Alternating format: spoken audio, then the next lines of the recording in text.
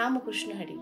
आज आपण सार्थ श्री ज्ञानेश्वरी अध्याय 15 ओवी क्रमांक 334 या ओवीचा थोडक्यात अर्थ पाहणार आहोत। ओवी अशी आहे, तैसे ज्ञानाची ये दिठी, मजसी अभिन्नचे ते किरीटी, एर भिन्नपण ते उठी, अज्ञानास्तव। या ओवीचा थोडक्यात अर्थ असा आहे, ज्ञान दृष्टीने पाहिले असता जीव आणि शिव एकच आहे याची जाणीव होते, मात्र अज्ञानामुळे ते वेगळे आहेत असा आपणास भास होतो।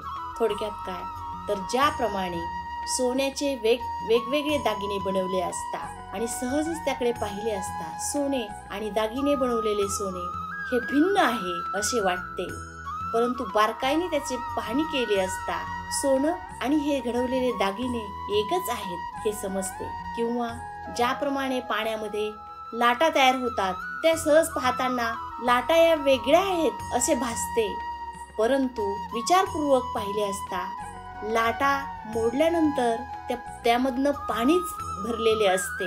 थोडक्यात काय तर लाटा आणि पाणी हे वेगळे नाहीये, तर ते एकच आहे। त्याचप्रमाणे प्रत्येकाच्या ठिकाणी असलेले अज्ञान दूर केले असता सद्गुरूंना शरण जाऊन त्यांची सेवा केली असता आत्मिक स्वरूपाचे ज्ञान प्राप्त केले असता आयाम आत्मा ब्रह्म याची जाणीव होते। थोडक्यात काय तर अज्ञान रूपी अंधकार या ज्ञानरूपी प्रकाशाने नष्ट केल्यास प्रत्येकाच्या ठिकाणी असलेला आत्मा हाच ईश्वर आहे याची जाणीव होते। जय जय रामकृष्ण हरी।